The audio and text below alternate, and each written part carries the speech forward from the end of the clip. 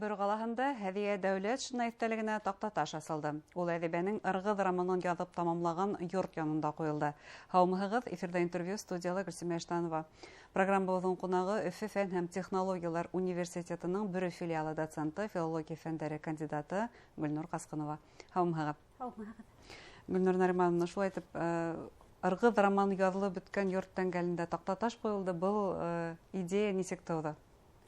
Бұл идея біздің Башкортостан Республикаһы гранттары ярдәмендә башкарылды. Гомумән біздің югары уку йорты һәр вакыт Һәдия Дәүләтшина истәлеген мәңгеләштерү өстендә күптән эшләй һәм бұл юлы инде без ошо грант ярдәменә мөрәҗәгать иттек һәм грантты яулагандан һоң ошо эшләр башкарыла башланы. Гомумән был тактаташ әлеге вакытта булмаган йорттан янында куелган, шулай бит. Йорт үзе күптән хөтеп алынганмы? Йорт күптән янган. Янгандан һуң хөтеп алынган 2000 еллар башында. Миңа ул йортты күрергә туры килмәне. Бу йорт Ринат Нуруллиндың һәм Газим Шафиковтың Һәдия фильмында гына һакланып калган. Һәм шулай ук фотосурәтләре һакланып калган. Хәзер унда шәхси биләмә без ошо хуҗаһынан рөхсәт сорап, ошо урынга тактаташ куюга ирештек.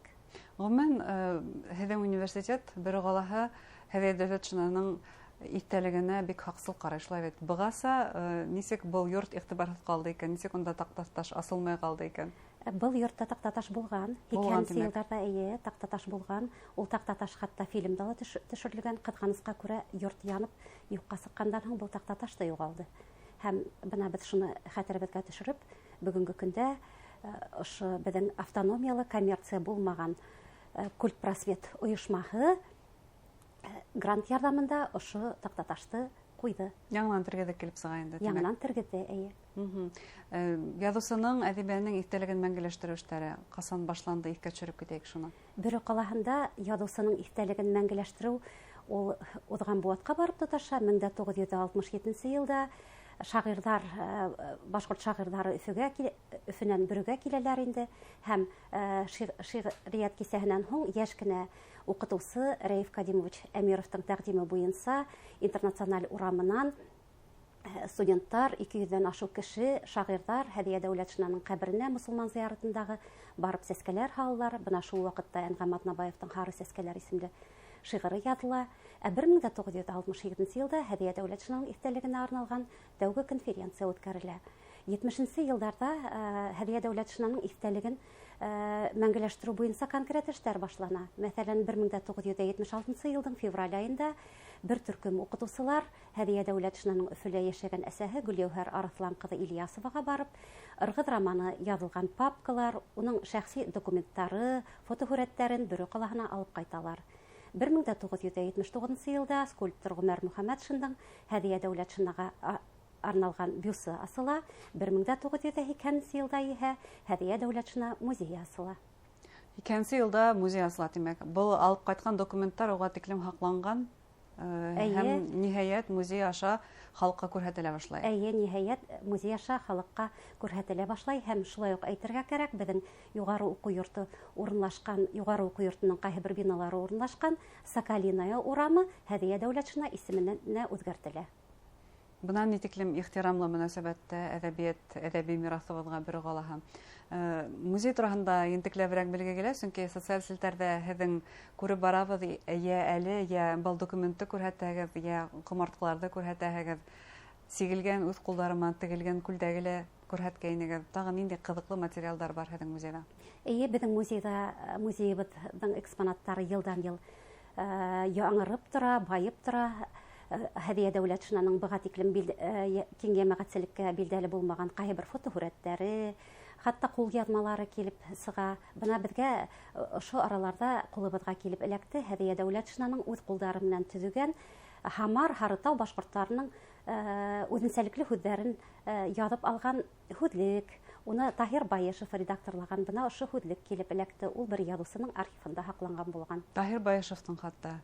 Күренекле диалогтолог, шулай бит, яңылышмаһам. Әйе, Таһир Байышев редакторлығында бына ошо һүҙлек баҫтырылған машинкала. Йәғни шундай ауыр тормош шарттарына ҡарамаҫтан Һәдия Дәүләтшина хатта әдибәлек эше менән генә түгел, гыйльми эшмәкәрлек менән дә шөгыльләнгән дип әйтә алабыз. Әлбиттә, Һәдия Дәүләтшина гомумән тормышта бик өлгөр катын булган бит инде.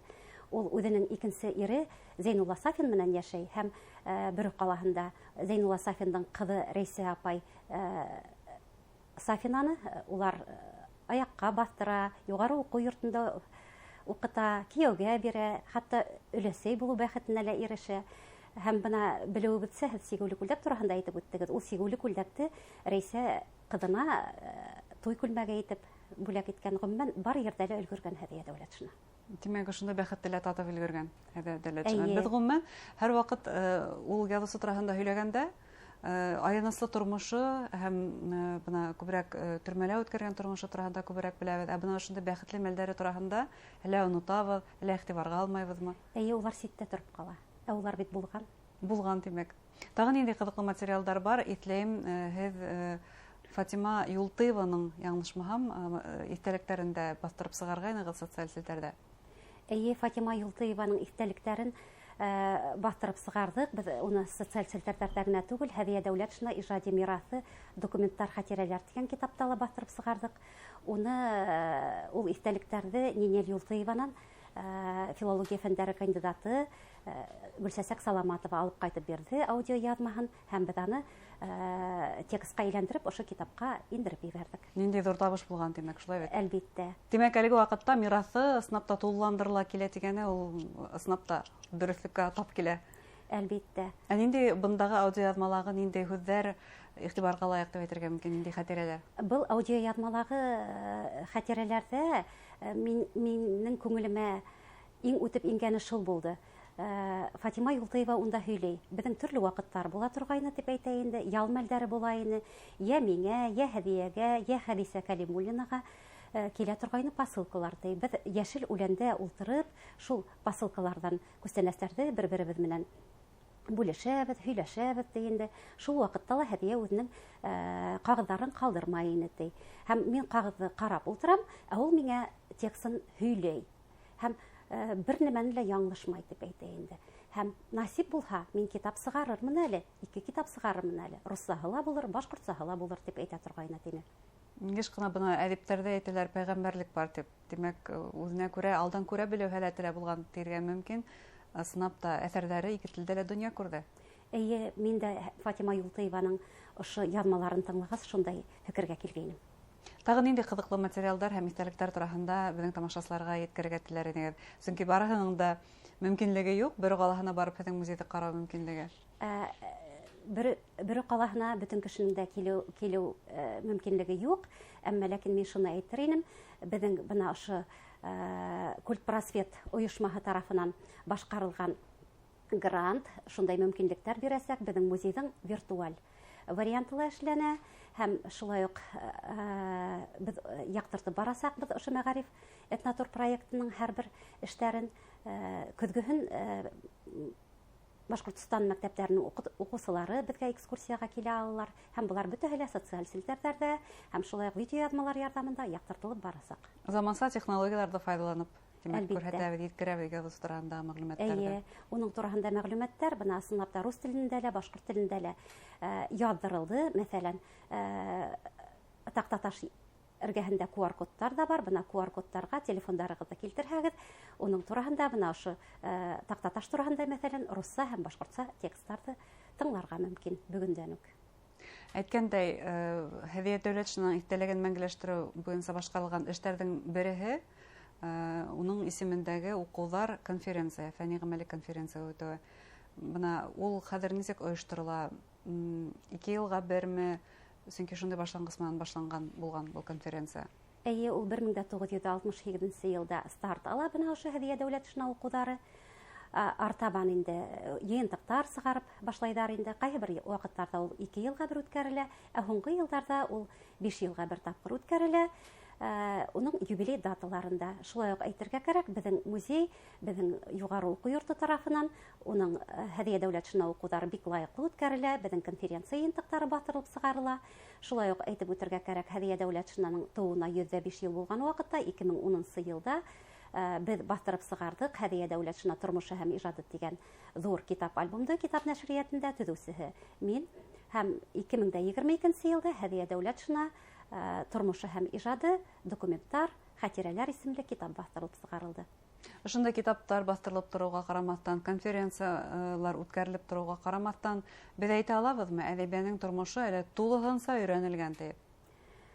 Һәдия Дәүләтшинаның тормышы, әлбиттә, безнең галимдарыбыз тарафынан бик яхшы өйрәнелгән. Иң беренче башлангычта Марат Минһаҗетдинов башлаган бит инде. Шулай ук Әхмәт Сөләйманов, Роберт Нурмөхәмәтов, Рәшит Шәкүр һәм башка галимдар тарафынан өйрәнелгән ул яхшы гына. Әмма ләкин уның ижадындагы, тормышындагы яңынан-яңа моменттар килеп сыгып тора. Шуга ла киләсәктәге яшь галимдарга ла Һәдия Дәүләтшина исемен асырга мөмкинлек бар әле. Бына тап һеҙҙең музейҙа яңынан-яңа килеп сыҡҡан экспонаттар, ҡомартҡылар уларға шундай мөмкинлекте бирер дигән ышаныстабыҙ, шулай бит? Әлбиттә. Һеҙҙең университеттың студенттары ҡыҙыҡһынамы был шәхес менән һәм уның ошондай ижади мираҫы менән? Эйе, безнең студенттарыбыҙ ошо бөйөк шәхесебеҙ менән һәм уның әҫәрҙәре менән бик ҡыҙыҡһыналар. Бына быйылғы грант, быйылғы Мәғариф этнотур проекты башҡорт студенттарына ғына түгел, башҡа милләтле студенттарҙы ла бик ҡыҙыҡһындырҙы. Улар бик матур итеп Һәдия Дәүләтшинаның әҫәрҙәре буйынса сәхнәләштерелгән спектаклдәрҙә уйнайҙар. Шулай уҡ уның шиғырҙарын башҡортса, русса һөйләйҙәр. Уның тураһында төрлө ғилми тикшеренеү эштәре яҙалар. Ғөмүмән, был беҙҙең әлеге проектыбыҙ филология факультеты башҡорт милләтле студенттарын ғына түгел, уҡыусыларҙы ғына түгел, башҡорт милләтле бөтөн республика. Бында Башҡортостан Республикаһының милли мәҙәниәте менән ҡыҙыҡһынған бар уҡыусыларҙы, бар студенттарҙы ҡыҙыҡһындырыу өсөн эшләнә. Әйткәндәй, Һәдиә Дәүләтшинаның ни тиклем ҙур шәхес икәнен асыҡлар өсөн, әйтер өсөн, беренсе роман яҙған ҡатын-ҡыҙ Шәрҡиә донъяһында дип әйтеүҙә итә, шулай бит? Әлбиттә, бына беҙҙә төрлө илдәрҙән шулай уҡ студенттар бар инде, төркмәндәр, үзбәктәр, һәм мин уларға музей тураһында күрһәткәндә, Һәдиә Дәүләтшина тураһында һөйләгәндә бик ҙур ғорурлыҡ менән әйтәм.